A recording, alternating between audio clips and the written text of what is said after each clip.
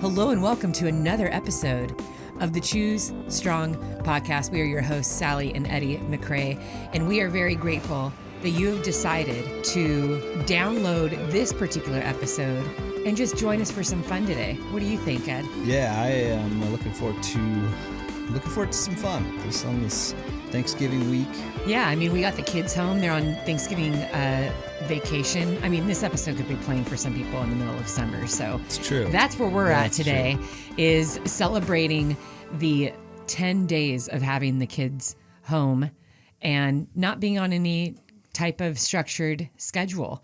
I know for me personally, when it's the week of Thanksgiving, that's also the week of decorating for Christmas. And so I've already tackled the Christmas boxes.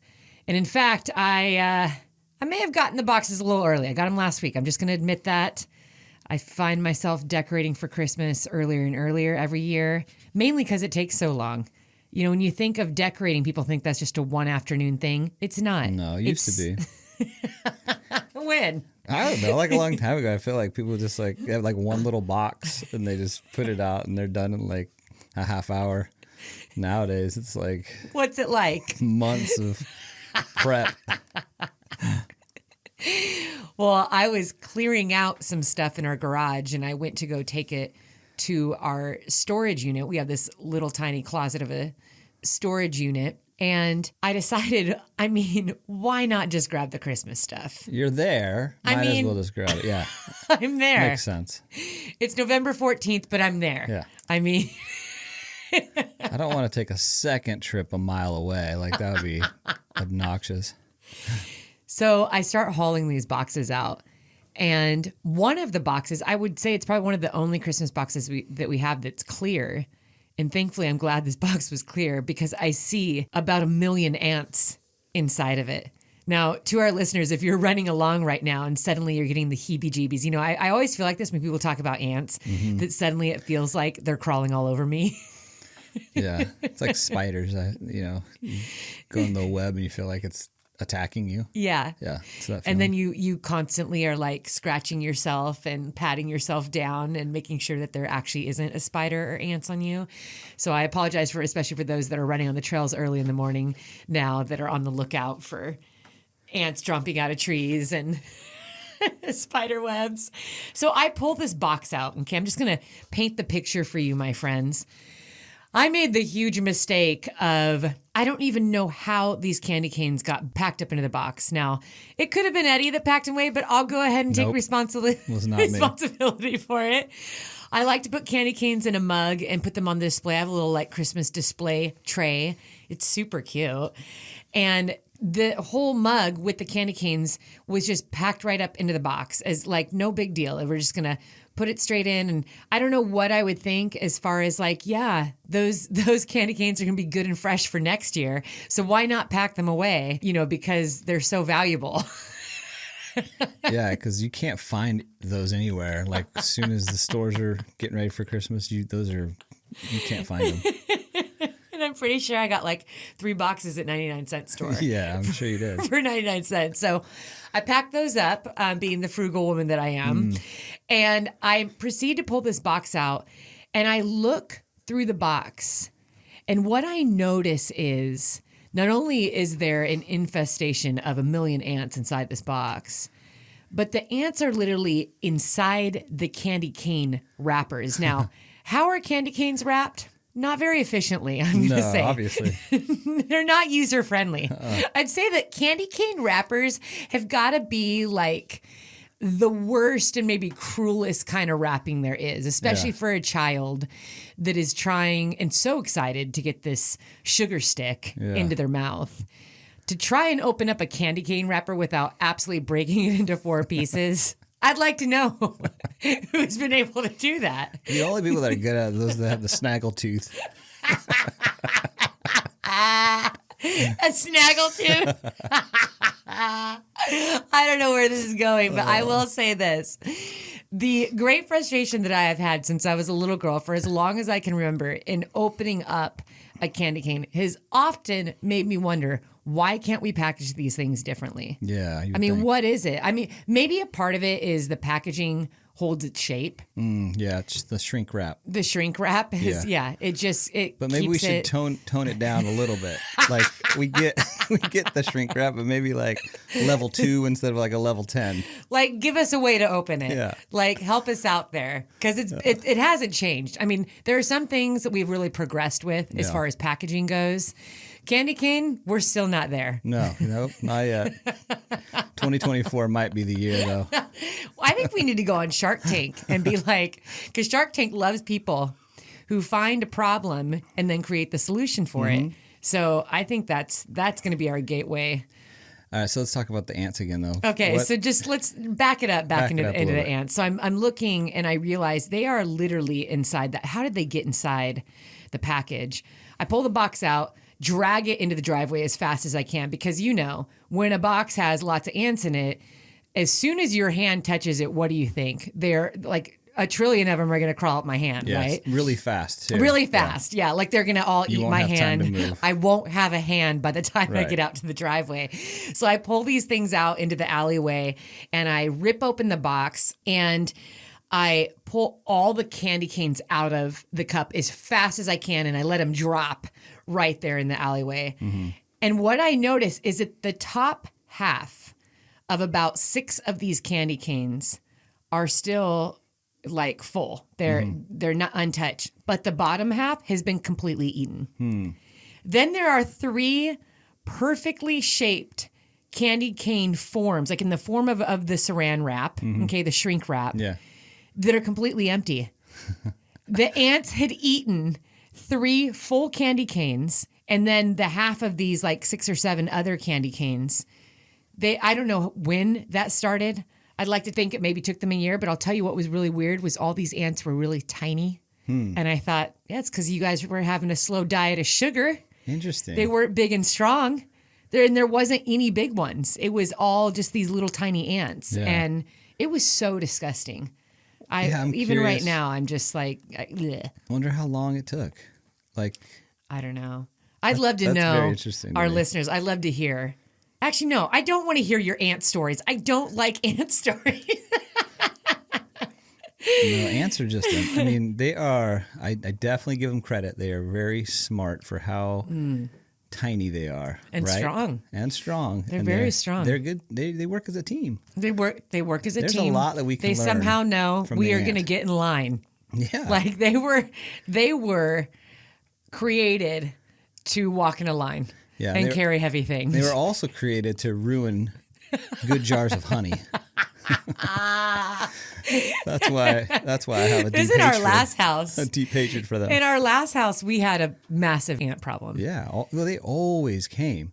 I don't know how, and like they got into those things of honey. It's like, how do you do that? Yeah, over and over. It's like, ugh. We were in the in between. We moved back to Bend, and then in the house we're in right now, we kind of had to find a house really fast. But it just so happened that this house was on around the corner from where we had lived in Huntington for like 8 years before moving to Bend. Yeah. So it was a huge blessing because we were back with our friends and the kids' friends, and we knew the neighborhood. So we were in this little house and beautiful yard. I felt like the backyard had a lot of vegetation. There was fruits and little fruit and veggie garden, big trees, flowers. So I don't know if that's what it was. Like all of the gardening, there was like some water. I felt like there was pools of water around. I know sometimes ants are attracted to that, but whatever the reason was, that place had lots of ants. Yeah. And then at times we would find them inside the house. It was mainly outside. Like I didn't feel like we constantly had ants inside the house, but there were a couple times that they got into your beloved honey. And if you know anything about Eddie, it is his great and deep love for honey, and not just any honey, high quality, raw, unfiltered, straight from the bee farm. Yeah, I'm like a honey snob. You're a honey snob. Right? I don't know where it came from, but all of a sudden, the honey is. Where did that come from? Because I don't know. I don't remember when you and I were dating, when you started liking honey, but I do remember the first year when we were married, when you and I were both teachers and we'd have to go grade papers. Or I think you were a student teacher and I was a teacher, and we had to grade papers. Yeah. And we'd walk across the street from our little tiny apartment, and we would go sit at Barnes and Noble in their Starbucks little cafe that was attached to it. But then also across the street in the other direction was Dietrich's Coffee. Remember Dietrich's Coffee? Yeah. So we go to that was like our go-to. And we started like really getting hooked on chamomile tea with honey. Yeah. I feel like that's where it started. I think so. But you've actually turned me on to it. Well, back then you did. But I don't know why I transitioned so hard into the like pure honey. That I don't know. Is it Mark Pesh, our brother-in-law? Maybe. Our brother-in-law, Mark Pesh, he is friends with somebody that makes this incredible whipped cinnamon honey. Yeah, that's amazing. I can eat that thing just straight from the jar. I mean, spoonfuls. Yep. It's delicious. It's somewhere up in Santa Barbara. Yeah, Santa Barbara. I think is where he. And it's not like he has a store or anything. I mean, he makes it straight from his house. And yeah, he's got a little bee farm, I believe, up there. But yeah, man, that stuff is very good. So good. So that is our experience so far with the Christmas boxes. Outside of that, I was very happy to break into the Christmas boxes. There's two things that I pack away in my Christmas boxes that every year bring me so much joy. The first thing is all of the kids' projects from over the years that they made in school. And they had some great elementary school teachers that, the kids would make us presents. I remember that. Yeah. But then Isaiah one year, gosh, it's such a cool craft. They use one of the planks from like a picket fence, like if you think of a white picket fence. So all the kids got one of those planks, I guess, a picket, and they paint it and they turn it into a snowman with a little scarf and everything. I think Isaiah made this, I think it was in Julie Gill's class at third grade, right? Hopeview Elementary School. Yeah, she was great. She's such a great teacher. Yeah, I was in third grade. And I use that in my decorations on our doorstep every single year. It just makes me so happy. I know it makes Isaiah happy too when I pull that out. But I love all of their crafts, their cards, the gifts that they made, the little pictures of their faces. That was another really common gift too, is like you make ornaments. Yeah. The second thing I love is I save all the pictures from people's Christmas cards. And it's so fun when you go through and you look at the families as the years have gone on and the kids have grown. And I love that. So much nostalgia when you open up those Christmas boxes. But that's not to say that I also like to go and buy new Christmas decorations here and there. I've noticed that. Yeah, I've noticed. That's all I'm going to say. I've just noticed. I like Christmas pillows and blankets. I like to make our couches cozy. Yeah. I like a cozy Christmas couch with a cozy caramel apple cider drink and just snuggling up with the elf. The elf. Wait, are we going to take a picture this year or no? We need to. Yeah. I feel like I just thought of your that. face. Like the last year or two, I don't think we did a Christmas card last year. No. We did one the year before. It's so different now with social media. I don't know how many of our listeners do Christmas cards, holiday cards, but like you almost feel like, hey, I think we did a virtual Christmas card one time. Okay. We're like, yeah, you guys all follow me on Instagram. Here's some pictures from our photo shoot, you know? So, but there is something novel about getting it in the mail. I really do love getting a Christmas card in the mail, opening up that envelope and seeing just, this beautiful holiday greeting. Yeah. So if you want to send Eddie and I a Christmas card, you're more than welcome to. Yeah. You can send that to our P.O. box. We love Christmas cards. Yeah, because I make a Christmas card tree on the wall. I was going to say, then you can string them up and stare at them. I do. I love it. I love connecting. I love the written word too. I still have friends that will still write stuff or even type up what's going on in the family a little bit more intimately than what they'd maybe post online. So yeah, I just appreciate those sweet traditions. But gone are the days. Do you remember like the Christmas cards where your mom would sit at the table with her box of Christmas cards and she would write one out to every family and, friends and people in the neighborhood. And that's a lost art. People don't sit and write anymore. It's true. Yeah. But there is no greater gift that I love more than anything than a written card, a handwritten card. Yep. I have saved every single handwritten card you've ever given me. Really? Yeah. Wow. That's a big box That's a because big you are one. very, you know that about me. And I do, when I travel, I often find a handwritten card from Eddie somewhere in my suitcase. And I love that you like try to be sneaky about it. Like, What do you mean? I love that you're like, oh man, she's not going to find not this one getting this until one. she unpacks this part of her suitcase or when she gets on the plane or. Well, you gotta be okay. You gotta be strategic because Do you? Yeah, because you don't want to hide it so well that you like come home and you like didn't even see it. Like that's a waste. So you What kinda- card? Yeah. So you gotta put it somewhere where you can get it within maybe one zipper. Yeah. Right? Well, Go in one zipper and you're gonna find it. I usually do find it if you put it in my check-in luggage a couple times. But if you put it on my carry-on, Yeah. I find it pretty quickly. Yeah. I've found it many times in the Uber on the way to the airport. And I'm like, aw, Yep. that guy, That guy. that little sweetie. Yeah. Yeah. That's him. So Well, that was quite the intro. I haven't even like greeted our listeners, especially our new listeners. they're waiting. They're waiting for you to greet them. If you are brand new to the Choose Strong podcast, we want to say this first. We are very grateful that you are here. A big part of what Eddie and I talk about is about community and how this is the strongest community around, but we are here to support you, to encourage you, and we always hope that with every episode that you leave with something that you have learned, that has inspired you, that has made you smile, has made you laugh, or just encouraged you in whatever it is that you're working toward in your life.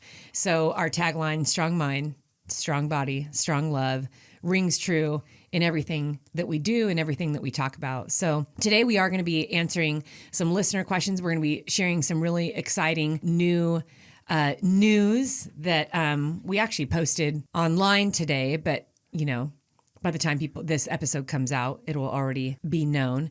And then we are going to chat a little bit and take a moment to catch up with Eddie, as Eddie's going to share with us what is going on with this hashtag Eddie Runs a Marathon that will not give up. I mean, it's so prevalent now that I will make posts that have nothing to do with you or running or training. And that's the only comment I get. It finds its way. It's just hashtag Eddie Runs a Marathon. I'm like, wow, I was talking about Inside Tracker and a blood test. So I love that. So to our listeners, we always like to greet you. Special shout to our young listeners, to all the kids. Hello, we are so glad that you have joined us.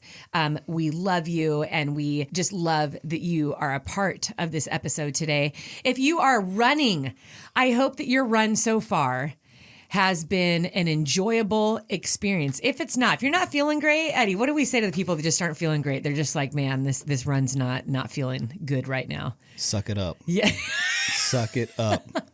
You get to do this. Stop your complaining and realize that you're going to be stronger, fitter, and better because you laced up those shoes. That's right. And you made yourself get out there. And that's really what it comes down to. If you are training right now, if you're on a bike, elliptical, stair mill, if you're in the gym lifting, you're working your way up a hill, you have to remember that this is about training the mind too.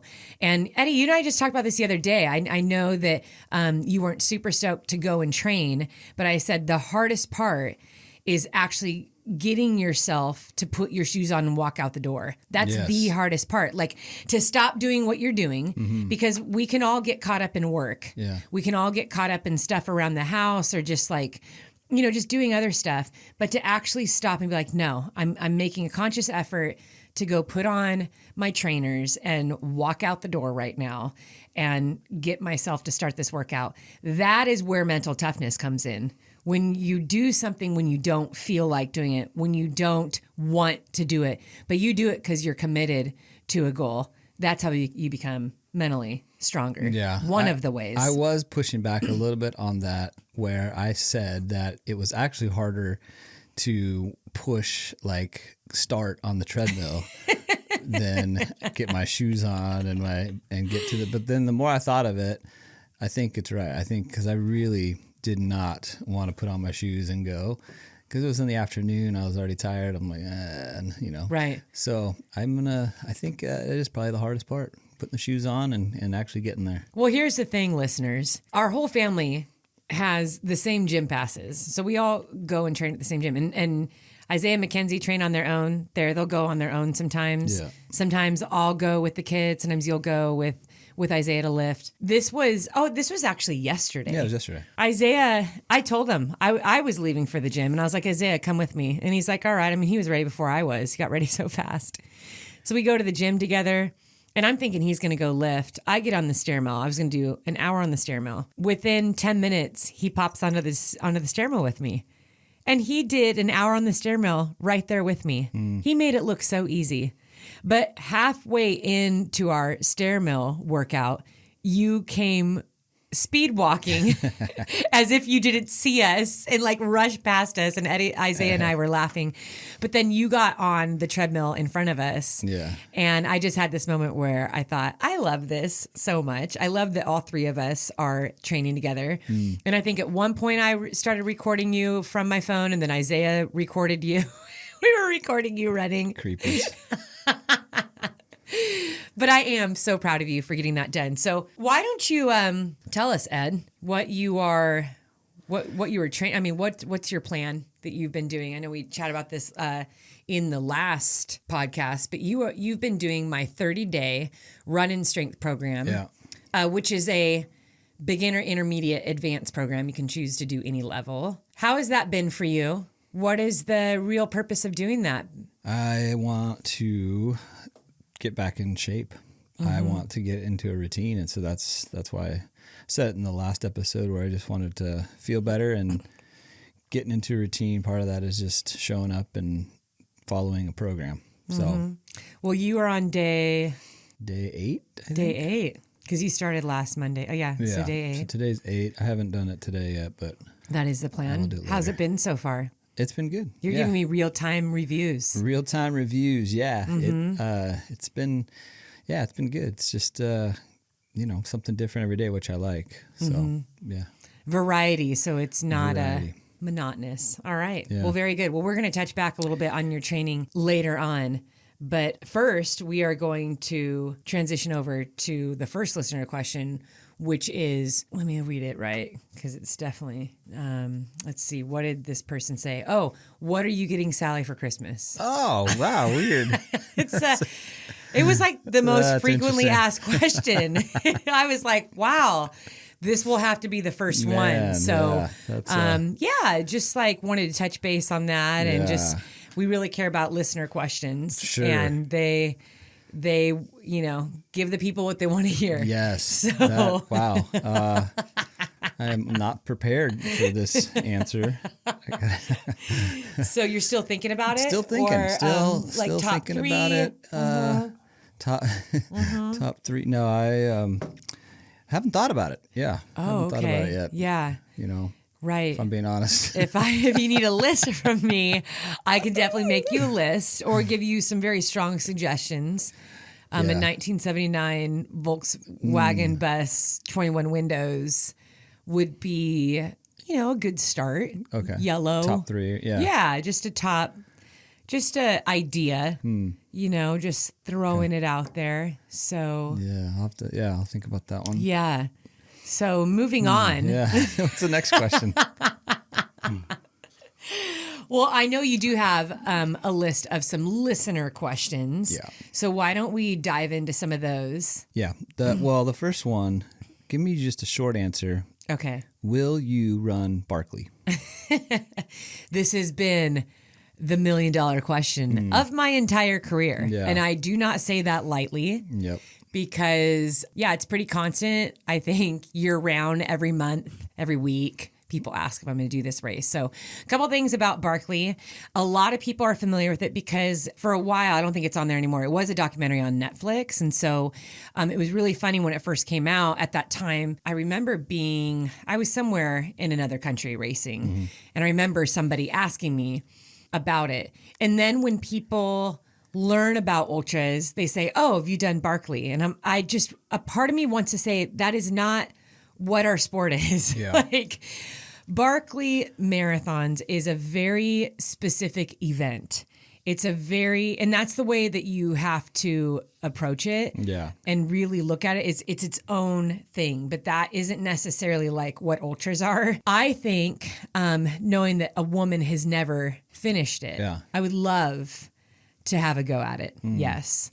Now, for many years and in the past, and even now, I still kind of feel this way. There's a few things about Barkley that I just don't understand, which on one hand, you just think like, okay, this is comedy. Like Laz is awesome. Everyone loves Laz. He's like Santa Claus and has a big, giant heart. But he does take a lot of joy and I think entertainment in letting people know that he's not really interested in seeing you complete this race. It's not a marked course. You can't wear a GPS watch. And overall, there is a secret way to even register. Now, I don't think this has been the entire time that Barkley has been around, but there are a couple ways now that you can win a ticket. I think one of them is winning bigs, and then one of them is there's the Barkley Fall Classic. I think if you win that or place in the top 2 or something like that. So there's a few spots that you can get by you can win a spot. But overall, there is a secret way to register. And I don't have my notes in front of me, but I believe there's only 30 people that stand on the start line. So it's a very exclusive event. I think that's important for listeners to understand too. When I think of a racing event, a running event, you think of a race director that has, all the registration details online and they have course markers and they want you to succeed. I mean, that's what you're doing. It's a very clear path as to how to get to the finish line. When you go to the Barkley Marathons, you don't really know even what time the race starts. I believe what he does is he blows a horn, and from that time when he blows the horn, you have 2 hours to prepare, to get yourself ready, to get your crew ready. And then there is a lot of orienteering that goes into it. So I do feel like some of the most recent people that have been successful at Barkley Marathons is because they've teamed up with other people who have been successful at the race. So, which is another thing to note here. People who finish this race are wildly mentally so strong. There are a lot of obstacles, a lot of difficulties. The weather is horrific. This race takes place in Tennessee, and there is so many bushes and thorns. I mean, you should see people's legs when they finish this race. Arms, everything. Clothes are tattered. So lots of thorn bushes, lots of steep climbing, lots of rain and cold, and you have to complete 5 loops of this course, and your goal is to find a page in the book during each loop, and you have to bring that page back.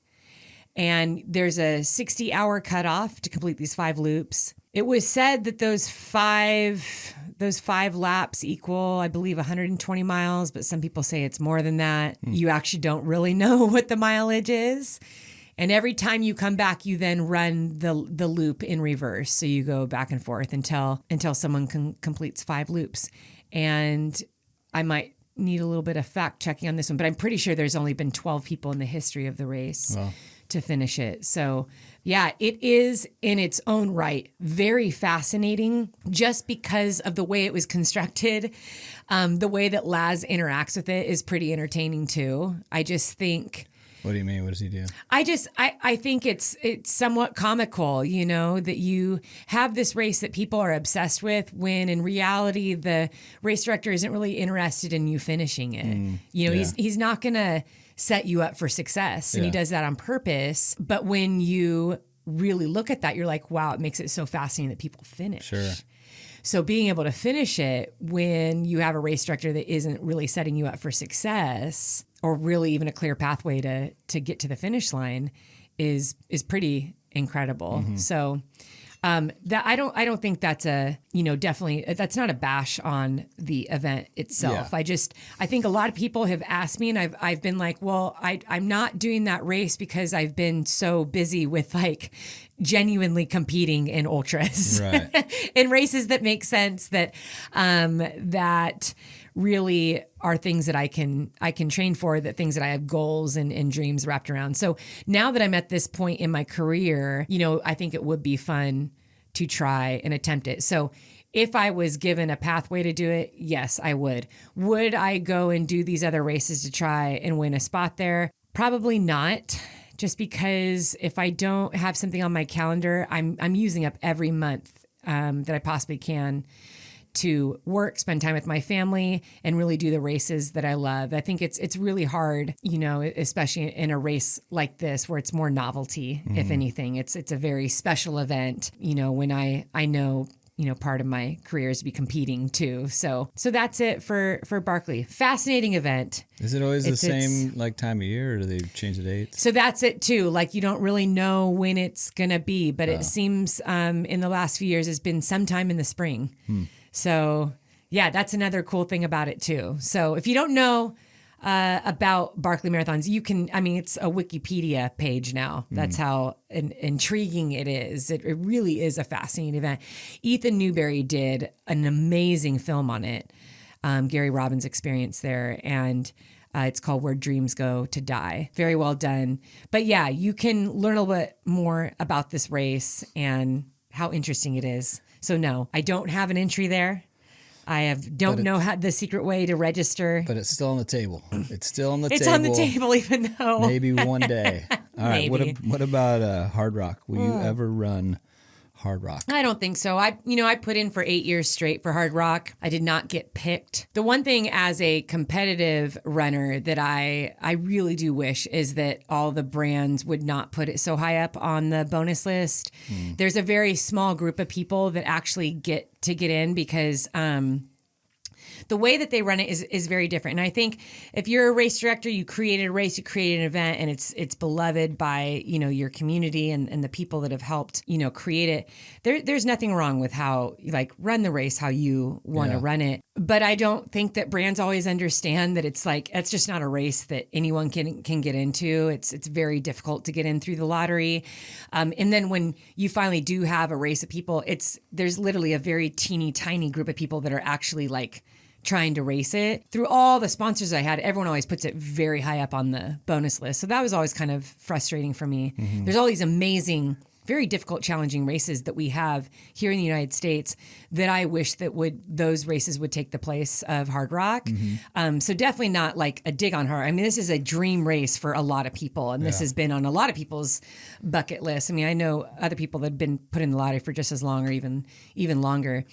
But I think their lottery's always been really confusing, and there's always been a little bit of controversy, about it because they don't publicize it. And then Dale, the race director, always has he has his own picks, and so you see a lot of the same people being gifted the opportunity to go back and race, and just a lot of the same people are always out there every single year. So I think at the core of what Hard Rock represents, it's really beautiful because it really does represent the heart of the ultra running community, which is community. That's what it's about. And I don't think the Hard Rock 100 is even necessarily about racing it. It's really if you get to the roots of ultra running, we love our land.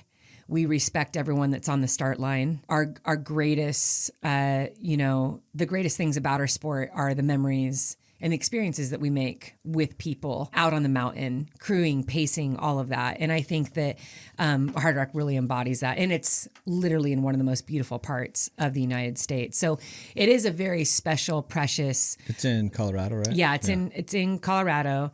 In Silverton. And I've been, invited to pace and crew it many times, but it's always been around Badwater, just right after Western States or pretty close to UTMB, where it's I really need to use those 3 days to be training, but also can I afford the 3 days away from family if I wasn't doing one of those races? So that's always been kind of a tough gamble. But yeah, I think after putting in for so long and kind of hoping that would be a part of my race schedule, it just never happened. And then I just realized, I don't think I really have the desire to even do it anymore. I think I will eventually get out there to maybe pace or crew it. But, at this point, there's a lot of other things that I'm excited about doing. And there's so many incredible races now, so many beautiful races, especially in Colorado, that you can do that offer an incredible experience too. Yeah. All right. What about the backyard ultra? Backyard ultra is another one of those races that I've been fascinated with, but have never, have never lined up to. I think when they first dropped, like it was kind of the same thing. You had to be invited, and now you can qualify for them. So now there's backyard ultras all over the place, and it's run by Laz, who also is the same race director with the Barkley Marathons.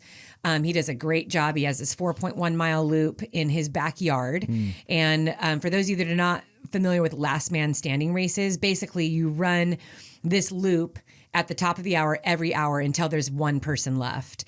And in order to win, you have to, as the winner, you run the final loop by yourself. Sometimes these races, they'll only be 100 miles. I've heard a lot of backyard ultras, they only last like 80 miles because once all the people are gone, the race ends. Yeah. You can't keep going by yourself. So the race really can only go far if you have a lot of people on the line that can go far with you. Yeah. But if you win one of these races, there's backyard ultras now all over the world, then you can get a spot at Big's backyard, like the championship race in October. And I think the most recent was Harvey Lewis won the most recent one. It was like over 400 miles that he logged. And it was an amazing group of people out there.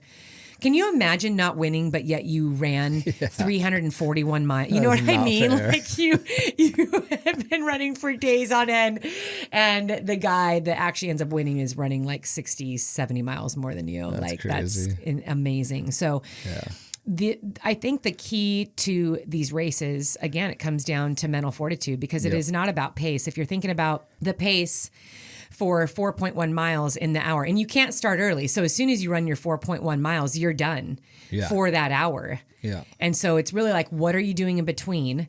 How are you eating, refueling? Where is your mind going? Are you standing up? Are you sitting down? Are you laying down? Are you taking care of your feet? Like, how's your belly? Like, how are you managing sleep? Like, how do you pace these? And so I think like any race, a lot of times people run them too fast in the beginning. Sure. And then they give just a little bit of energy, a little bit of extra energy that they don't need to give in the beginning, totally forgetting that you're going to need every bit of energy if you're going to stay in for the long haul. Yeah. So it would be fun to do it. I did try it for the first time when COVID first hit. I mean, it was like March 2020 when we went into lockdown. And then April of 2020, Laz did one online. You could do a virtual one. And remember, you crewed me the entire 24 hours. You stayed awake for 24 hours straight. But Courtney and Maggie and I, we all did it together. It was super fun. So they were in Colorado, and I was tuning in from my garage, and I would just run the loop right there in the neighborhood. And it was really fun. Billy came out to pace. Marky came out to pace. We had a lot of friends came out to pace with me and say hi and cheer. I had people bringing me donuts. I got brought donuts so many times. I do remember that. You remember that? Yeah. And people in the neighborhood had signs. People did chalk drawings. I mean, it was like such a rad experience. Yeah. Well, it was a rad experience with the actual race, but I think just that time, right, where in the world, everything shut down. Nobody knew what was going on. It was fairly new. So that was kind of a neat way to kind of, I don't know. It was cool. Everyone's races were canceled. People were missing each other. So when I say crewed and paced me, these were people that would just come in their car. Right. So I ran by myself the whole time, but like people would come and say hi, and they would drive their car next to me for a little bit. And I remember like whole families would come. Yeah. And it was just, that's what we're doing today. Like, I remember one family, they're like, we're going to get in and out, and then we're going to go drive alongside Sally for one of the miles or 2 miles or whatever. And it was just, it was a very different time in the world. But I do remember that event bringing a lot of joy, just community through that. So I loved it. And that was my first time ever having an interaction with Laz. I remember I hit like 80 miles in, and I was like teasing him, like, hey, Laz, are you going to invite me to your ultra, to your backyard ultra? I just put in 80 miles. And I just remember everyone on the Zoom, all the other runners like laughing, and Laz had a nice little belly laugh there. Yeah, he's a gentle soul, really sweet. But I did not get an invite. Yep. Didn't get an invite for that. But yeah, I think it would be fun to do one of those. And if it wasn't the Big's backyard, it would be fun to do one where I knew it was competitive, you know, where I knew like, okay, there's people here that want to go far. So yeah, there's backyard ultras around, but you want to kind of find the ones where there's like at least depth in the competition, or else your race could end at 60 miles. Yeah, true. So, Yeah. All right. So that backyard ultra that you did was 2020. That was 2020. And Courtney and I just stopped at 100 miles. Maggie was dealing with like a little injury at the time. So she did like 50 miles. And then as we got closer to 100 miles, I remember Courtney and I, we were like talking on the phone early in the morning, because I think we started like at 4 a.m. or something like that. I was like, I think I'm done. Like, I think 100 miles is good. Like, you were not going to sleep. Yeah. I was disrupting the family coming to the garage, you know, every hour. All right. So that was 2020. Yep, 2020. Today, you just announced your 2024 goal. And a lot of buzz around that one. What was what is that? I am going back to Western States. Nice. And you know what is so incredible about this opportunity? One, my sponsor has been my sponsor since 2016, Inside Tracker. They offered me the spot. And wow, I immediately like welled up with tears just thinking about how precious Western States is to me. I've been a part of it in some capacity for a decade. So I raced it 3 times. I got in the top 10 twice. I have paced and crewed it for friends. I've done the live feed as a commentator. Yeah. You know, there's a couple films that were put out about my 2014 experience. There's Western Time done by Billy Yang, which lives on YouTube. You can still watch it. My good friend Ethan Newberry did Crewing States, which was also the 2014 race that I did, and that is still on YouTube. So these films are, and Billy and I talk about this quite a bit, because Western Time 2014 was his first time that he did a full-length film. And that is really like what set off that began his career. That was a dream of his. And I remember in 2013, he and we were doing the 8,000 meter challenge with Dave Daly, Colin Cooley, Josh Spector. And it was, you have to run all 3 tallest peaks in Southern California in less than 24 hours. So as we made our way up Mount Baldy at like 1 a.m., we were just talking about, what are your dreams? What are the things that you want to do? What are the things you're working on? And that's something in our friendship we've always kind of touched on with each other. And he had been talking about a podcast. He'd been talking about films. At this time, like, I wasn't signed yet. I had been trying to compete and be the best athlete that I could be. I mean, our kids were little. You know, to be a signed athlete was just like, would be a dream come true. And then, gosh, 6 months after that, my whole life changed. And it was, I remember all of us, because all of us train together all the time. Yeah. And we always said, whoever gets into Western States first, we are all going together. And we are going to crew, we're going to pace. Like, we are all making that trip up to Olympic Valley. So all those guys were like putting in the lottery every year. Yeah, everyone was putting in the lottery. Okay. Everyone was trying to get to Western States. So I got signed by Nike at the very beginning, January 2014. A few weeks later, I ran a golden ticket race, and I won a golden ticket to Western States. And it was like, I think we all cried at some point. We were so excited. Like, we really saw this as a journey for all of us, for the whole team. And we started to talk about doing films. So Ethan's is Crewing States, a really cool look into what it was like to crew that race. Billy went on the other side of it and did more of a documentary on the story leading up to it, kind of like introducing just a little bit of who I was and what motivated me and the things that were meaningful to me. So it's a very emotional, a very powerful storyline in there. And to this day, whenever Billy and I are at an event or we go to a race, people bring up Western Time. And I think if you were to sit and talk to him about it, I mean, we talked about this yesterday. Billy and I were on the phone chatting about, can you believe, because I told him, he was one of the first persons I told that I was going back to Western States. And he immediately pulled up his Dropbox and he gave me access to over 700 files, pictures, movie clips. And we just start talking, and I'm like, I'm literally getting teary-eyed right now thinking about how much has changed. I can't believe it's been a decade. And he kept on saying, look at how little Mackenzie and Isaiah are, and look at how small they were. And so for me, being able to go back, it is going to be really special. One, having you as my crew chief. Two, the kids are so much older now. And, you know, the kids have essentially, since the time they were little, I mean, I got signed and the kids were 4 and 6 years old. Yeah. And that story is really powerful to me because, one, I know it's so easy for moms, especially when we become a mom. We think that this idea of pursuing our dreams is over. And sometimes there's even seasons where we feel like we've lost ourselves, where we feel like, you know, that our whole world is our kids, which for me, that is my greatest gift. And there's nothing more valuable in my life than that. But I also do believe that it's okay to keep dreaming. It's okay to still set goals because your kids are getting a front row seat to that and how to do that. Yeah. And that has been the greatest joy in my life, is being able to show the kids how to work hard toward a goal, but to include them along the way, to include them in every step. You know, when I got signed by Nike, I could not believe it, because you didn't hear of women that already had kids that were 33. I was 33 or 34 when I got signed. And it was like, you just don't hear of that. I mean, usually a lot of times athletes are done by the time they're 34. Like that's like, you're kind of on your way out. Yeah. And I'm 44 now. And I'm still here. I'm still competing. I'm still pushing those boundaries. I'm still dreaming. I'm still wondering what I'm capable of doing. And I'll be honest, you know, when the kids started to turn like 11 and 13, I would, and they were both very much into their sports at this time. And, you know, when Mackenzie was 13, she knew, I mean, she has been talking about it for a while. She's like, I want to be a professional runner. Yeah. I want to run in college.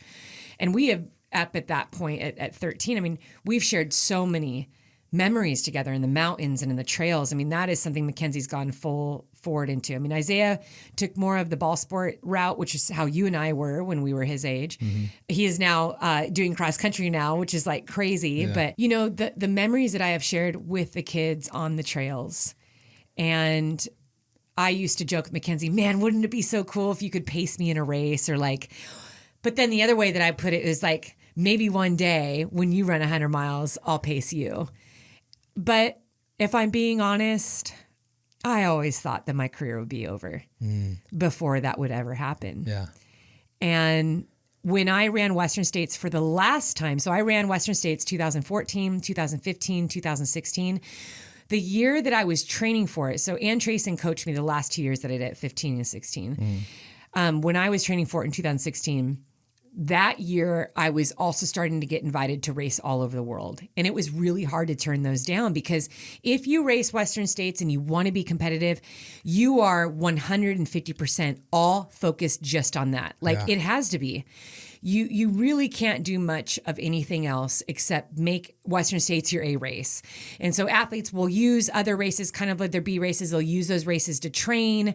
They'll use those races to test training strategies and racing strategies and things like that. But all in on Western States, it takes a lot of energy and time and effort. And the training's hard because you have to be fast in the mountains. You have to be able to endure a variety of factors: heat, climbing, big, long descents. And there's a lot that goes into it. And I just remember when 2016 started, telling myself, I want to do something new.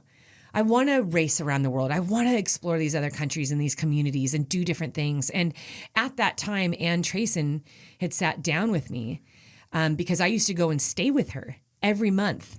Once a month, I would stay with Ann Trayson. I would train all weekend on the Western States course because her house is on Roby Point. It's on the last mile leading to the finish line. She is Western States. She's won that 14 times. Yeah. And she had this room that was painted yellow, and that's where I would stay with all of her 14 trophies. She called it the yellow room, and that room was for me. So cool. And I remember one night over dinner, she and I were talking about career.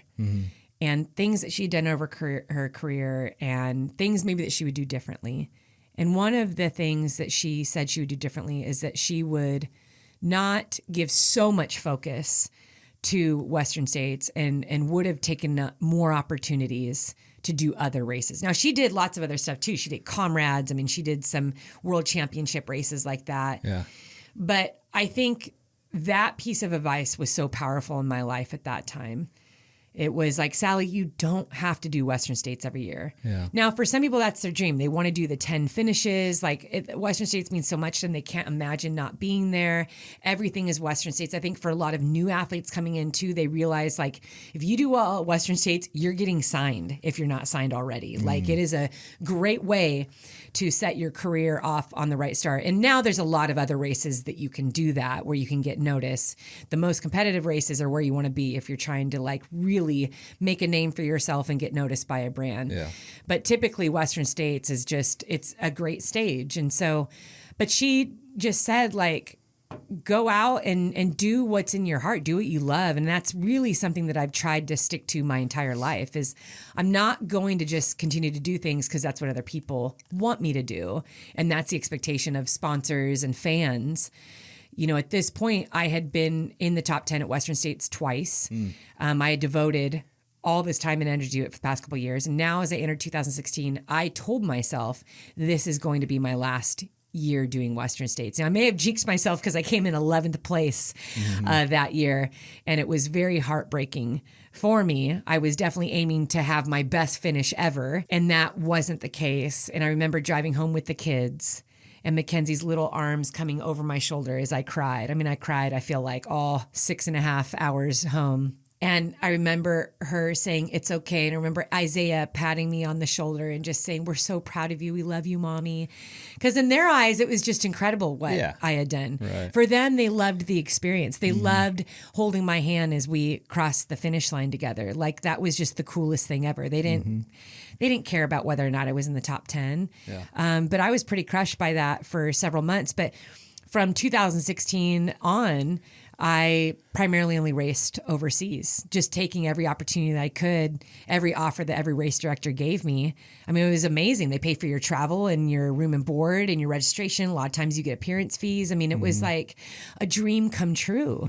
I never believed that I would be at that point in my career, but I will say I'm so grateful as I look back on my career to see what I've done. And so Western States is sentimental to me because it really does mark like the beginning of really believing in myself.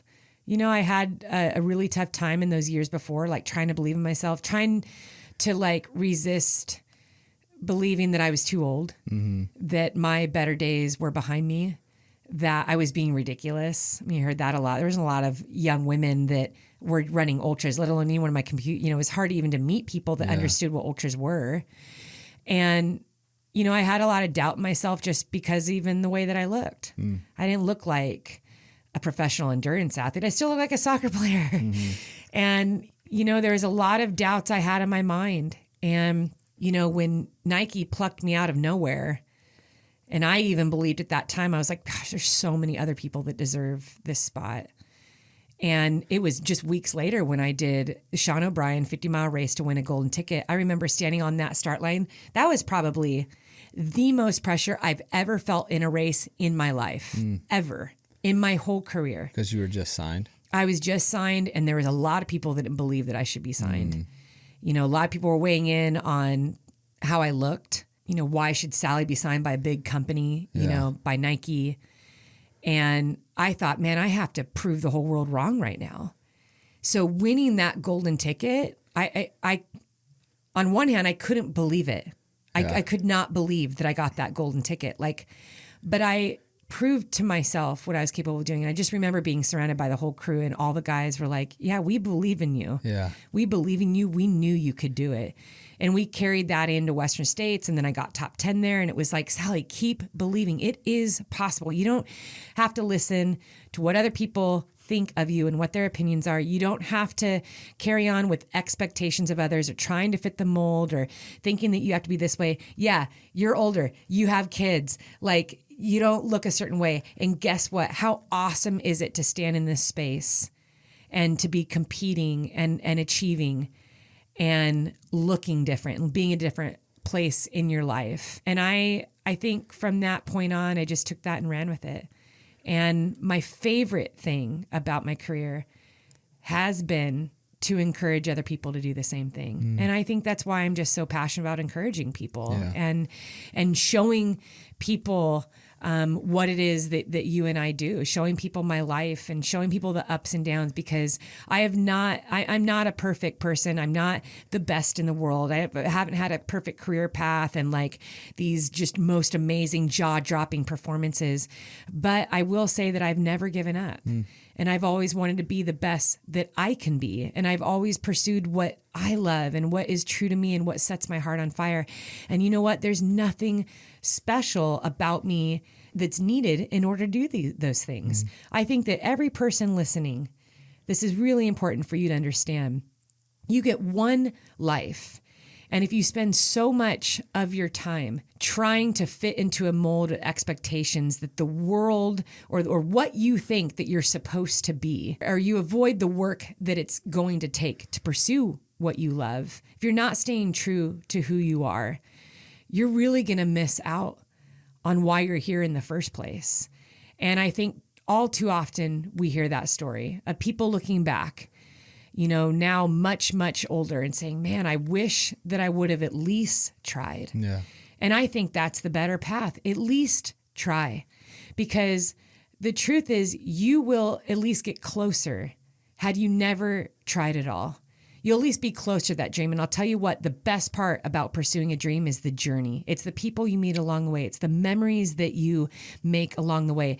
And who knows, maybe all that trying, all that work that you're doing is going to lead you to something better. Because I know for me, I set out as a competitive athlete to be a professional soccer player. I did not set out to be a runner.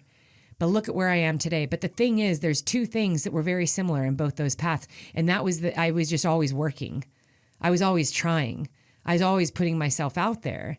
And this is where it led me. And this is way better than anything I could have dreamed for myself. That's awesome. Yeah, it's going to be a special 10-year reunion at the Western States now that the kids are older and all that history that you have with that race. It'll be pretty exciting. Well, there's a few little tidbits, and we'll share this. We are going to be sharing the journey, but it's going to be really cool being able to run alongside Isaiah, to be able to run along Mackenzie. Yeah. I'm going to have Isaiah pace me from Bath Road up into Forest Hill. Mackenzie is going to pace me from Pointed Rocks to the finish line, but the whole family and crew can meet me for the last mile, Roby Point. We can all run in, together. So I think just knowing I really get to experience and run alongside my kids in the same way that I always have. When I think back to these little home videos that I have of them, I started taking them out on the trails when they were 3 and 5 years old. Yeah. And everything we did was about having fun. We would sing songs, we played games, we played tag. We would spend several hours out on the trails, but we weren't doing workouts. Like we were just spending time out on the trails together. And I love that forever our kids will have those memories, years and years and years of genuinely spending quality time together out on the trails. And there's never a race that I have run where at some point I think about my kids and running with my kids and envisioning their little faces and hearing their laughter. And it definitely brings a lot of light and happiness to my mind whenever I'm racing. So this is going to be really special. One of the things to our listeners that I'm really excited about is really just encouraging and telling that story of here I am, 44 years old.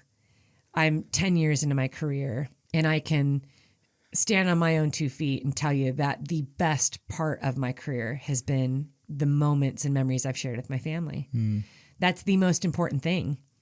I have a lot of buckles and medals, and they're packed up in a box somewhere. Yeah. But the memories that I have will always be the best part of this. And so I'm excited to create some memories, but knowing too that within this work, within the training, within the journey, I am showing our kids how to live their life too. Yeah. And what that means to pursue a dream and how precious the journey is when you're doing that. Yeah. Yeah, it's going to be pretty exciting. Looking forward to, and it's pretty cool too to know that you're going to get up on that start line and you're going to be like, you know what? This is only 100-mile race. It's not 250. It's 150 miles less. Right? It's got to be a cool feeling. I think for you. Yeah, crewing too, for sure.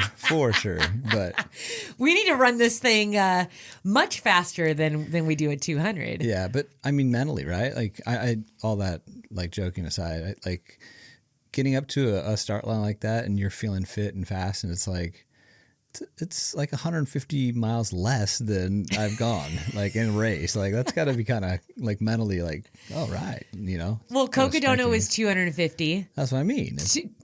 Moab was 240. Not one of the races was 200 miles. They were all over 200 miles. That's what I mean. It's like you just spent a year going 200 plus every time you were like racing, right? And so now to go in and to, you know, prep and to get ready to run, you're like, this is just 100 miles. Like, you know, I don't know. I think that's mentally got to be pretty exhilarating, you know. It is. Yeah. I've thought about that in these past couple days, how that's going to feel, like what my pace will feel like, what my mindset will be. And just knowing, I mean, one of the things I thought about yesterday when I was watching you run on the treadmill and I was on the stairmill with Isaiah, I was thinking about the race quite a bit. I was thinking about how at Tahoe, I only consumed less than 3,000 calories that entire race. Yeah.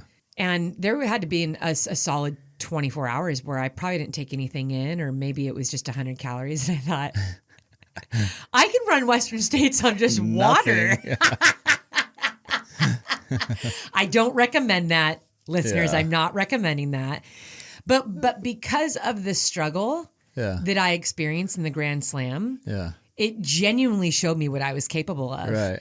Of what I can endure, both physically, as far as my intestines go, feeling sick, altitude. I mean, all the things. Yeah. Like, wow. And now we're going to do that on a much smaller scale. And so in my mind, I'm like, we're going to push really hard. Yeah, like we can push really hard because we already know what we're capable of doing. Right. That's what I'm curious about, because you obviously you know the course really well because you've done it a bunch and you're crewed and pasted and, you know, whatever.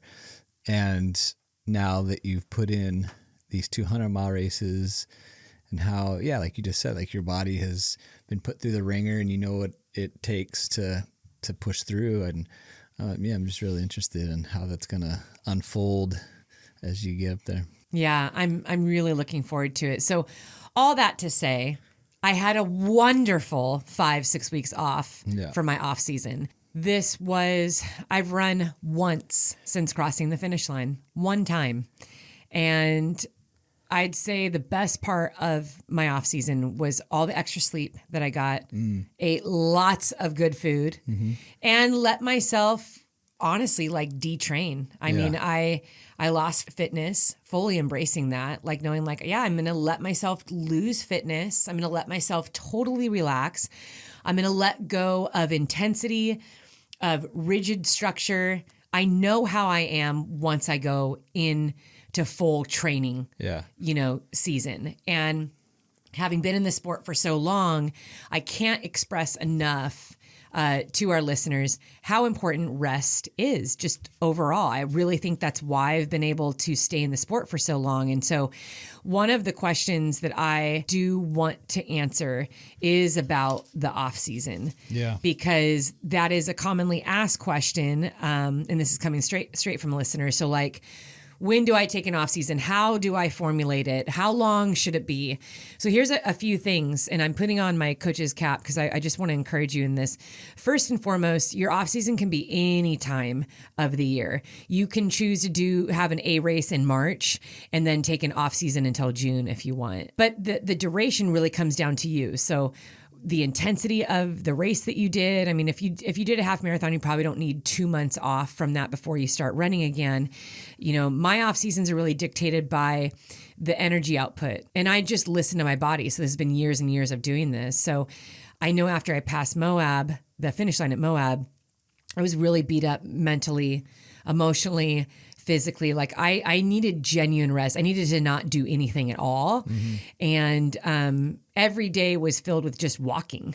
mean, that's all I did was just walk, but it was like casual pace. Eddie and I had a coffee. Like nothing rejuvenated my heart more. So I wasn't just laying on the couch doing that. The first week I was, because I needed to heal. I couldn't even put shoes on. Yeah. We went full send at Moab. So like my body was pretty wrecked. So that was great, laying around and just kind of, not doing much. I think we did a few like little casual walks, but it was good. I think it's healthy. Yeah. It makes you focus on other stuff. Yeah. Yep. I know for me, it was catching up on doctor appointments and I love doing stuff around the house. Sometimes it's like, okay, I need to organize that closet and meeting up with friends for meals and just being a little bit more thoughtful in other areas of my life that, that kind of get put on the back burner when I'm in racing season. And so I know there's a time and a purpose for every season. And so the off season needs to be a priority. Now, some people will just take 3 weeks off, which is great too, like taking just a 3-week rest. And then they might, this is another option and idea for you is you take 3 weeks off of just no running and you let your body do a reset, and maybe everything that's activity based is gentle. So you're doing yoga, you're doing Pilates, maybe you go on like some really light, easy swims, some fun hikes, like nothing strenuous, but you're just going on walks. You're going out for the purpose of enjoying nature. You're going out for the purpose of having a conversation and spending time with loved ones. So I am a big believer in still moving your body in the off season, but you take out structure, you take out programs like training programs, you take out intensity, and you take out pounding. And it does wonders for your body, for your mind. So still having some stretching and mobility and actively moving around, but solely for the purpose of enjoyment is really good. And then you can ease back into, all right, let's get back into just creating some consistency, building up fitness. But again, we're not doing any hard hitting workouts, which is kind of what you're doing, Eddie, with this 30-day program that's in the app. You can spend 30 days. You have options. You can get on a bike. You can get on an elliptical. You can go for a jog, but you're keeping it 30 minutes. Every day you're going to be stretching. Really what you're doing there is just creating routine again. Then after 30 days, you're ready to start a training program again. Like you feel good. You feel rested. You're kind of like, you've had a good time off when you are genuinely excited to train. Yeah, so that you are rested when you are excited to train again, when you are ready for the hard workouts. That's a great place to be in. And it's okay if you feel a little bit out of shape. Maybe you feel a little bit heavier. I know that is the case for me. Like I let myself get a little bit out of shape. I probably put on a little bit of weight, but that feels great to me. And I'm really excited about starting some base training. So that is the season that I'm in right now, is base training, building up into that fitness, into that consistency. And then I'll start like a real running structured program in January. This one came in from Instagram. This is from Sydney Park. And I'm just going to read her question. She says, "Hi, I'm a 19-year-old freshman in college. I've been running and lifting consistently for over a year now. I've been able to run 100 miles a week and still recover great. Wow. I also ran 30 miles a few weeks ago for fun." Must be nice. "I just feel like I don't know if or when I will be ready to finally run a 100-miler. I feel ready, but I know I'm a lot younger and newer to ultras than many people. I don't have money for a coach, so I'm trying to figure out all of this by myself. My question is, when or how did you know that you were ready to run your first 100-miler and then your first 200-miler? Love you and Eddie so much." Sydney's her name? Sydney. Well, Sydney, first and foremost, thank you so much for listening to our podcast. Yes. It is such a blessing when we hear from the teenagers too, because we are parents of teenagers. And so huge heart for the youth. And we are so excited for you. First and foremost, I just want to say well done on your commitment to training. Well done on your really just reaching out to find answers. I mean, Sydney, you sound like a very mature woman already. I feel like these are questions that we still get from people who have been in the sport for a really long time. We're trying to figure out when is the best time to run 100 miles. How should I be training? How should all of this align? The fact that you are able to go on a training run and just run 30 miles is incredible. Pretty awesome. And I'll tell you what, Sydney, when people consistently train and they are looking to do a 100-mile race, I'll tell you what, a lot of people don't run more than 30 miles in their long runs. They might sign up for like a 50-mile race as part of like a training race that leads up to that 100. But there are all different training philosophies as far as the best way to run 100 miles. Now, the fact that you can just go and run 30 miles is a good indicator that you would be well on your way to running 100 miles. So it is a myth that ultra runners are running, and I'd say like on average, people are not running 200 and 300 miles a week in order to train for a 100-mile race. Do some people put in that kind of mileage? Very rarely. Very rarely that I hear people doing stuff like that. 100 miles a week is solid, big miles. Yeah. Personally, I know many professional ultra runners that run 100-mile races that don't even do 100 miles a week. They have found that like 80 miles a week is perfect. That's their go-to, because you want to remember that quality training is very, very important. You also got to look at how fast you can recover. And so quality, good workouts that make sense to the race that you're training for is more important than whether or not you can run 100 miles per week. So, but there's also a class of people that believe like you got to do the 100 miles a week and you need to do these certain workouts. So there are different types of training philosophies, but I have seen just across the board that overall fitness is going to serve you very well the further you go in distance in these races, because it's about time on your feet. It's about being able to do something for hours and hours and hours on end. So having overall running fitness, even if you're doing a lot of training on the bike, on the elliptical, swimming, all of that is going to help you just be able to keep pushing in these really long races. Now, I am seeing a big change in the world of ultras. And Sydney, we're starting to see a lot of younger athletes, a lot of athletes coming straight from college that are running ultras. One trend that I'm seeing, though, especially with the younger group, and I'm talking specifically 25 and younger, is that they are working more on shorter distance speed. Now, shorter distance speeds in ultras, or just on the trails as a whole, because we're seeing half marathons on the trails. There's 20Ks, there's marathons, and then, of course, there's the 50K. I do think there's a lot of value in having that short speed for the shorter distances when it comes to ultras, especially if it's something that you want to do for a while, or if you eventually want to be competitive or make it a career. I think being able to really fine tune your skills on the trails and the shorter distances will be incredibly valuable to you. The other thing that you got to take into mind is like, there's a lot of athletes doing this sport well into their 40s, 50s, 60s, and we're even seeing 70-year-olds out there, 80-year-olds. I mean, on and on. I mean, sky's the limit with this. There is no cap. And so I also like to encourage the younger athletes, don't feel like you have to rush it. Don't feel like that one distance is better than the other, or that one is going to be more valuable as far as you as an athlete.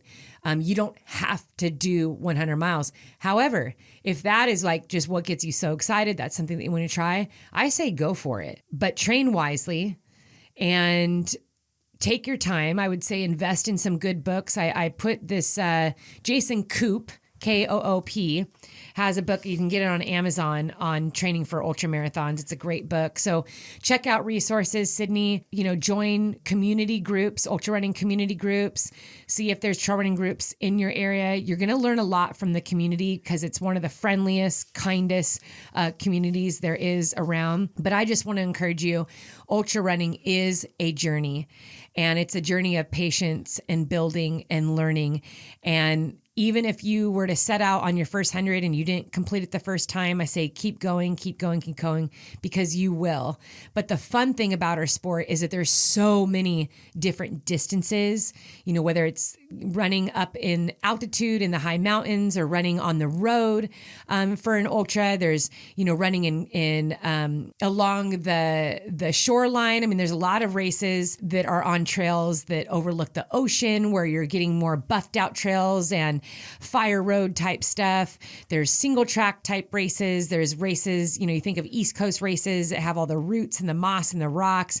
There's races with a lot of vert, races with very little vert. It's so fun to explore this world of ultras. So I want to encourage you, do what you love, pursue what gets you excited.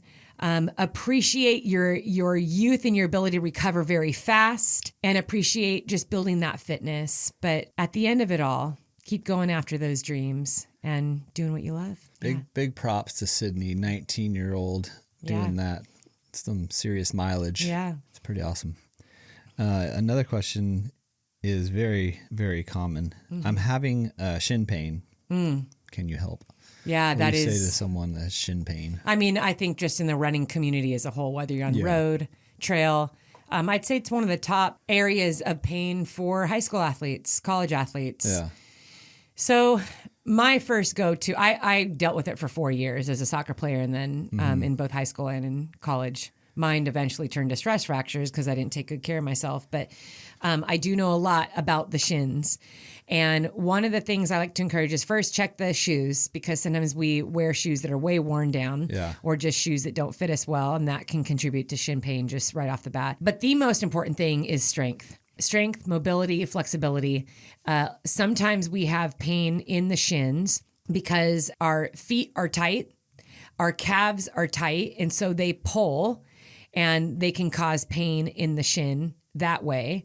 And then, of course, if you have weakness in the lower leg, that can also just cause that shin pain. So in my app, I do have workouts that are for shins, ankles, and calves. And a lot of it is just mobility based, very basic repetition band exercises. I mean, a lot of this stuff too, you could probably find on YouTube as well. But I say, get your shins strong, get your feet strong. How often do you, like if someone has some shin pain, how often do you? I'd say tackle it every day. Every day. Because there's always something that you can work on. So if you just chose 2 or 3 exercises to do, if you go to a PT and you're injured, they're giving you 15 exercises to do. And I know that can be really frustrating for people that, wow, I'm paying all this money and they're just giving me exercises. So I like to encourage people, do preventative care, not reactive care. So whether you're dealing with shin pain right now or not, that's a very common area that all athletes will have pain. And it's one of the most overlooked areas is the feet, the ankle. A lot of times that contributes to it. And so get your feet strong, incorporate mobility routines into your training. I mean, you can work on mobility every single day. You could do it for the first 5-10 minutes before you run or do any type of training. You can have a whole 30-40 minute mobility session, but you will notice a change when you add mobility and strength into your routine, and you are tackling the ankles and the feet and the calves. So that's really important. But those are the top things. Check your shoes, and then incorporate strength and mobility. I got a off the cuff question. Okay. I was looking at your hat when you were talking. Yeah. Is that the OG like Western States? Is that why you wore that one? This is an old green Nike trail hat. It is so filthy dirty and full of sweat that I purposely wore dirty. this. This is the hat that I wore the last year that I ran Western States. Okay. So it's been 7 years since I've raced Western States. It's been 10 years since the first time I did. But I've never gotten rid of this hat because this hat, I've probably worn this hat more all over the world than I have any other hat. So my yellow one comes in a close second, but this green one is pretty iconic. So it was bright green. It was bright green. Now it's disgusting, filthy, sweaty, dirt green. All right. This is a good one. How do you time nutrition during a long run? I know a lot of times you always mention it's like practice, right? Like you go out and experiment, but what are some maybe tips that you have to time it?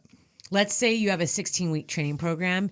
Every week you need to practice differently. There's a few things you need to remember that go into nutrition. I'm going to speak to long run and racing right now. So keep a journal, especially the first 4 or 5 weeks that you begin training. You need to track what you're eating the night before a long run. You need to track what you're eating right before the long run, but also the timing. So if you wake up and you have a banana, you have oatmeal, you have peanut butter toast, but then how long is it going to be until you start your run? That has a huge impact to how you're going to feel in the first hour and a half of your run. So what's the ideal window? Everyone's different. Oh, okay. So some people, I know one strategy. I remember this when I was training for Western States. There was this article that went out. I was one of the persons that was a part of it, but it was all everyone's fueling before they ran a 100-mile race. And some people they would get up an hour and a half before the race and they would start eating and they would continue to eat while standing at the start line. And the goal was to get, 800-900 calories in before the 100-mile race started. Some people think of that and they're like, oh my gosh, I'd be puking 10 miles in. That's so many calories. It's too much food. But the thing is you have to practice and find out what works best for you. Because for some people, like they're only doing liquid nutrition. They can't do all that food. It just doesn't feel great. It doesn't feel well. And so I've learned that I have to do food. I can't do all liquid. I tried all liquid one time and it just did not go well. So everything is trial and error, but you track it and you'll also notice how your energy level is throughout the run too. So let's say you had a bowl of oatmeal, you had some sliced bananas on top, you sprinkled in some almonds, and then you had a cup of coffee and then a piece of toast with peanut butter. And then 30 minutes later, you went and started your run. Okay. For that particular run, you're going to start eating 30 minutes into the run now. Okay, you have, let's say, 150 calories. 30 minutes later, you have another 150 calories. 30 minutes later, another 150 calories. See how you feel eating every 30 minutes, 150 calories. Now, your breakfast was the biggest, right? Maybe you got like 600-700 calories at breakfast, but now you're just going to continue to do this steady state of 150 calories every 30 minutes. You might finish that run and be like, oh my gosh, I was topped out on energy. I felt great. I finished strong. I could have kept going. Another runner could be like, I felt heavy the whole time. I was cramping. It was like so many calories. Like I was energized, but it was just like way too much. Like at one point I wanted to throw up. Okay. We're going to adjust then. We're going to do 100 calories every 30 minutes. Okay, that didn't feel like enough. Okay, do 100 calories every 20 minutes. Like when I was training for Western States, I was doing so much science experiments on myself. And it's kind of fun as the weeks go on. You start to really get to know your body and you start to pay attention to signs and understand exactly what your body needs. It'll talk to you when it needs something. It'll talk to you when you've put the wrong thing in your body. Yeah. And everyone is different. So that's my best advice is you have to practice in the long runs. But a go-to one, you'll even see it on packets sometimes. It'll be like every 20 minutes, take a drink of this. Every 20 minutes, have a gel. There is definitely a rule of thumb. Another one is every hour, just make sure at some point within the hour, by the time the end of the hour is over, that you have consumed anywhere between 200 and 300 calories. So overall, if you just want to, you don't have to be so married to your watch and be like, okay, 10 minutes is up. Now I got to go.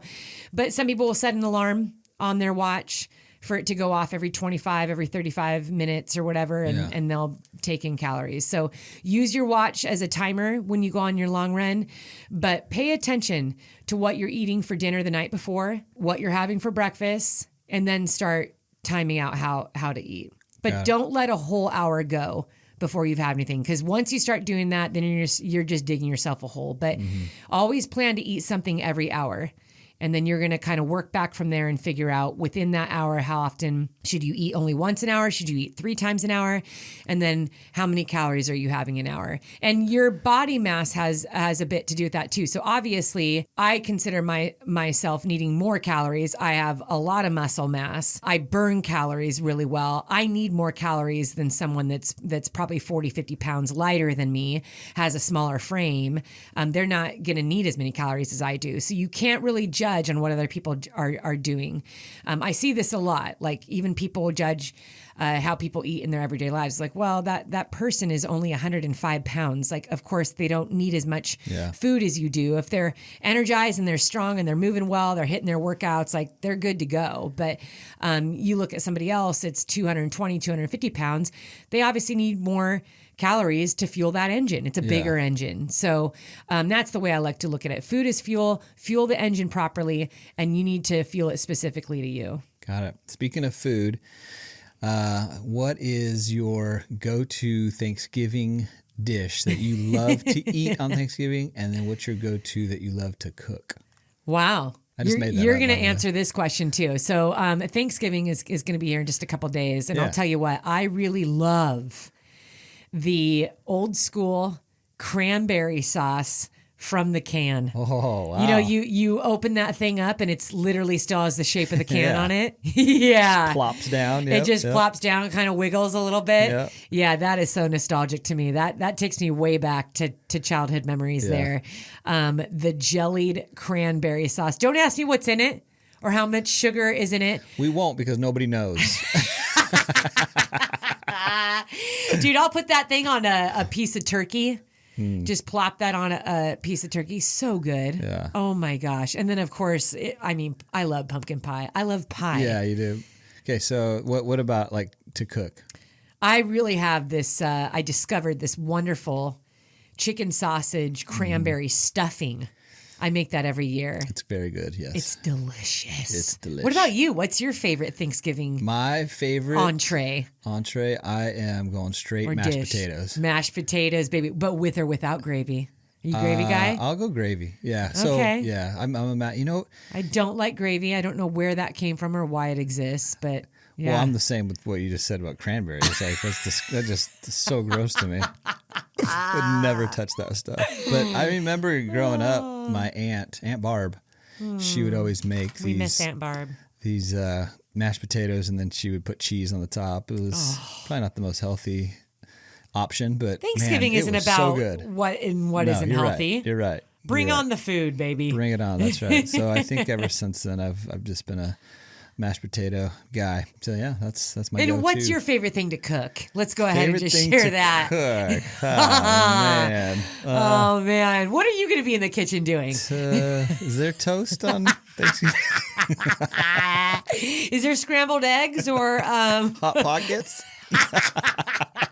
with turkey in it?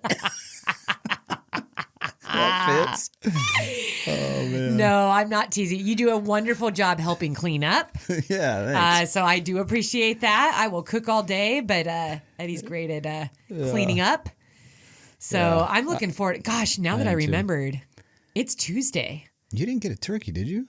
I need to go get one. It has to be like thawing out right now. Yeah, it should have been thawing out like 3 days ago. Maybe we're not having turkey. I literally just remember that right now. We were supposed to get that yesterday. I know. Ed. Well, looks like we're having ham or something else. Deli slices. Turkey breasts from the. Oh, I'll tell you another dish I used to have when I was a little girl was bologna. We would put that in the iron skillet. We would grill it up. For Thanksgiving? Not, Wait, what? not for Thanksgiving. That's nasty. Just for like something special to eat was a piece of bologna. That's special? That when I was a little girl it was. And you put a little piece of American cheese slice on top of that. Okay. Okay. Now you're Put that talking. between two pieces of sandwich slices is what our bread was called. Yeah. It wasn't, I don't think it was bread. When it says sandwich slices, I'm pretty sure it's not real. Or cheese slices, not real No, cheese. it's not real. So that was the food in my kitchen. But man, when we grill up that bologna, which I can't remember the last time I had a piece of bologna. Anyway, I can't either. I'm hungry now. Yeah. I'm very hungry. Well. Talking about food, not bologna, but but cranberry sauce and pumpkin pie and mashed potatoes and what else? Your mom's gonna make a nice little green bean casserole. I do know Yeah, that. that's right. That's Yeah, that's always delicious good. with those crispy onions on top. Yeah. Yeah, those are good. You know what? I was never growing up a stuffing guy. I don't know why. I think it was too dry or something. I don't Yeah, know. Like why? because it was like that box kind that was maybe. just like I don't know actually. nothing how, else in it. But I've grown to appreciate the stuffing. I didn't like past few stuffing either years. growing up, Yeah. but like I discovered why, and it was just because it just came in that box and nothing else was added to it. It was just like hot water and bread, and then it was like put in the oven that way Yeah. or something. There was just Maybe- no flavor. Yeah, maybe the past few years we've had like like legitimate good bread cut up and some like celery. Like I don't My know. chicken sausage stuffing is just Similar to that, right? completely different from what you grew up on and from what I grew up on. Yeah. That's true. Yeah. There's all kinds of goodness going on in there. Yeah. Anyway, we're moving on. Eddie, I do feel like that we have been talking so much about my goals and Western states. I think right now, since we're on the topic of goals, would be a great time for you to announce your 2024 goal. And please, finally, can we give the people an answer? Are you going to run a marathon in 2024? You know what? Let's just put it this way. I have signed up for the LA Marathon. But that does not mean that I'm going to end up finishing. What? Just kidding. What? You absolutely are. Oh, it will happen. It will absolutely happen. Yeah. I'm so excited. So you heard it here first, people. Eddie runs a marathon. That hashtag will live on throughout all of 2024. Yes. Eddie will be running the 2024 LA Marathon on March 17th. March 17th. Yes. And when does the marathon training start? I mean, you're doing this 30-day program. I am, yeah. Are you going to let me coach you is the next question that I need to know. I will let you formulate a plan for me. Okay. Is okay. And whether or not you're going to follow it is a whole other conversation that I don't think we have time for on this podcast. But that does make me happy. Yeah. I do want to stay married to you throughout this whole process, though. That's why I said you can formulate a plan for me. I'm hesitant to call you my coach. That's why I said that. I'm hesitant.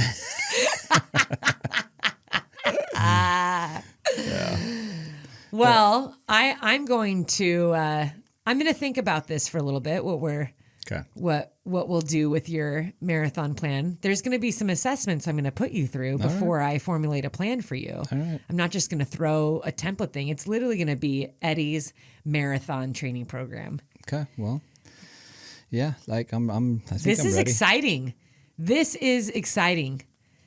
So now that you have committed to running a marathon in 2024, that's in March. I mean, you have 9 months left in the year. Are you going to be building on that? Are you going to step up to the 50K, the 50 mile? I mean, is there any other plans in place? My plan is that I wanted to find a marathon as soon as I could in 2024. That way I can have a 9-month off season.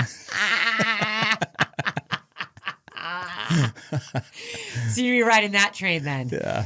When I say, wow, Eddie, you haven't done anything active for the last 4 months, you're going to be like, in my off season, leave me alone. You said that we should formulate our off season according to what works for us. That's right.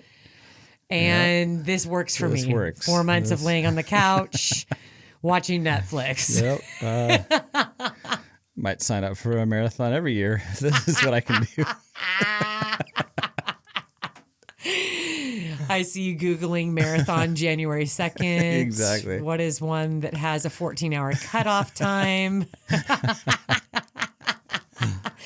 Walk a marathon in a day. I love it. Yeah. No, I'm super excited for you. I really am. Yeah. I remember, this is the coolest thing. My first marathon was LA Marathon. I'm going to get a little sentimental here for a minute. And that was in the first year that you and I were married. Yeah. We are celebrating our 22nd wedding anniversary in June. Yes.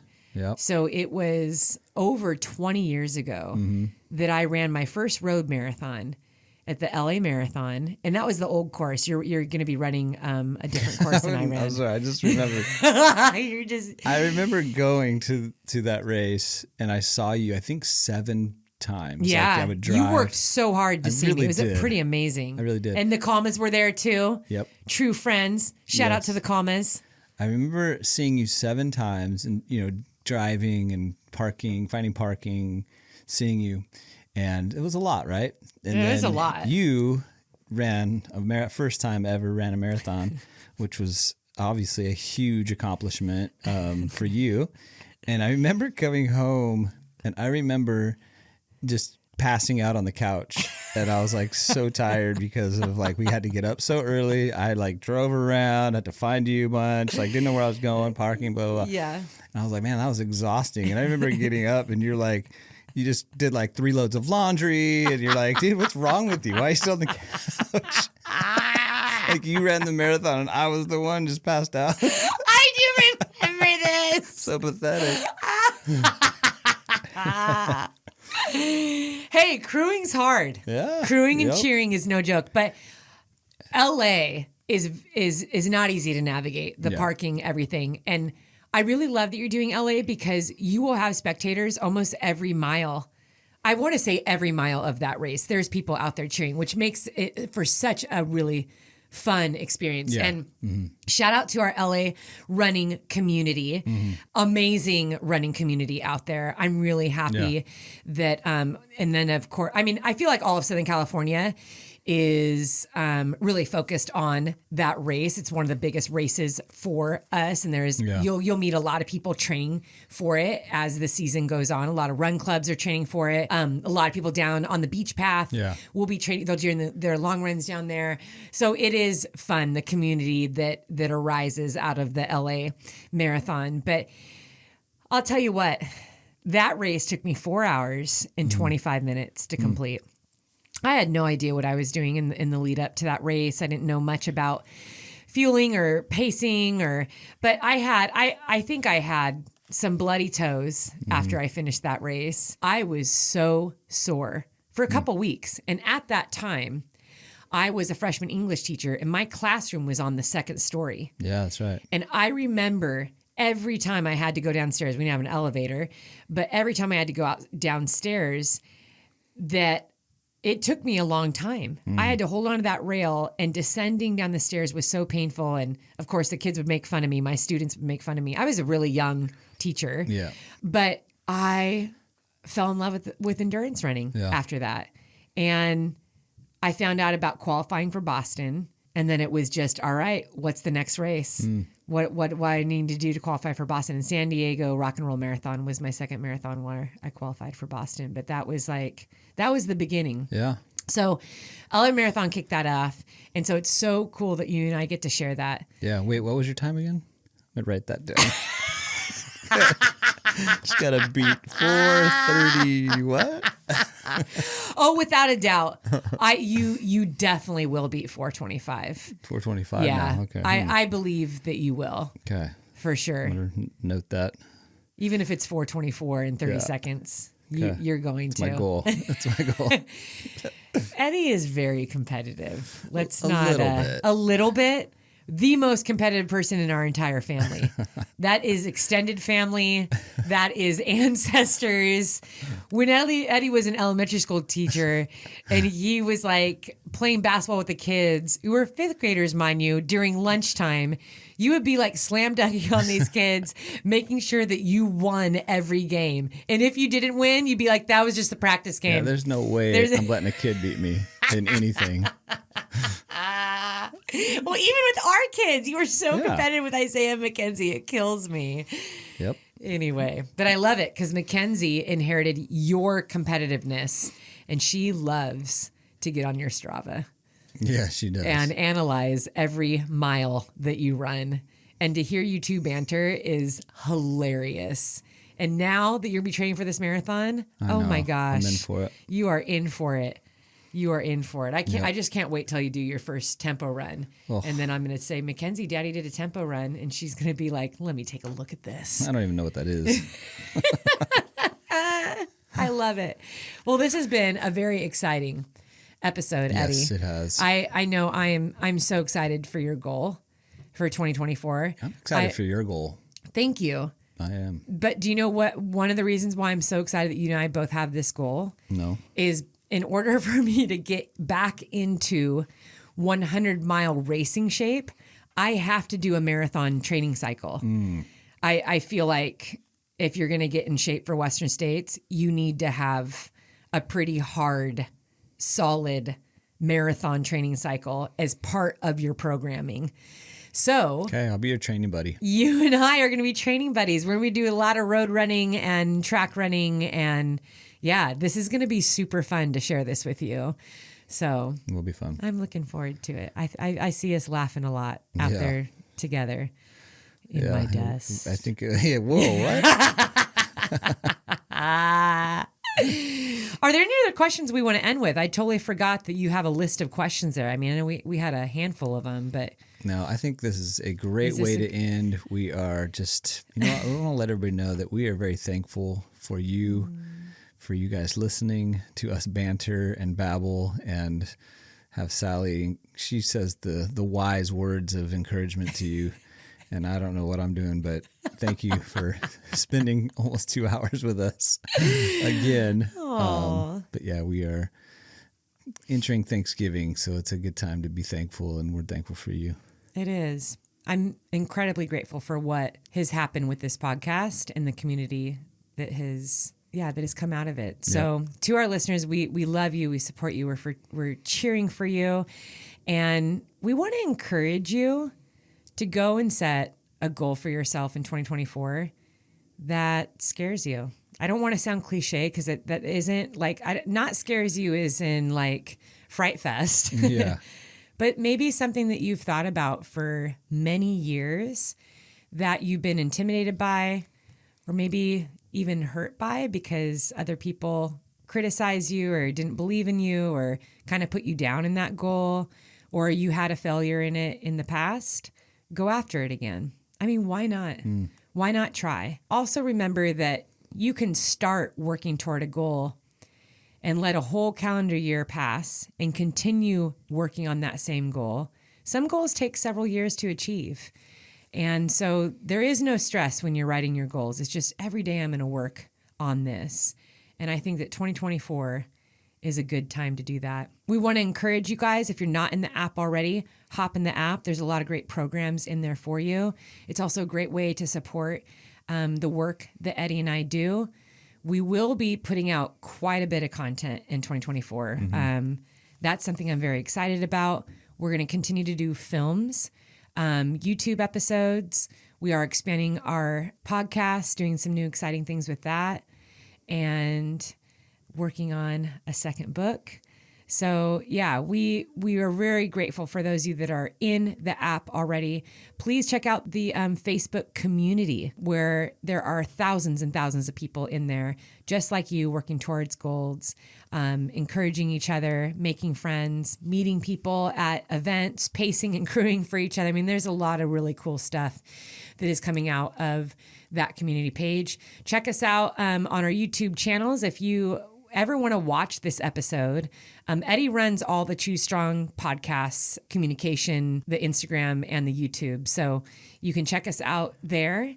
And I think that's it. We are, the hat. I do have to touch on the hat. We are still waiting for it to hit. It's just in distribution right now. So the hats have been ordered. We ordered a limited supply of the hats, so they will be made available. And there's other merchandise that is going to be hitting very soon too. And we will announce those on our Instagram, and then of course in the podcast as soon as those things are live. So stay tuned because I promise it is coming. Lastly, we just want you to know that every review matters to us. So thank you for the Spotify reviews. Thank you for smashing that 5-star rating. It really means a lot to Eddie and I. And if you haven't done that yet, please do so. Otherwise, we're going to wrap up this episode and encourage you to keep choosing strong in all that you do.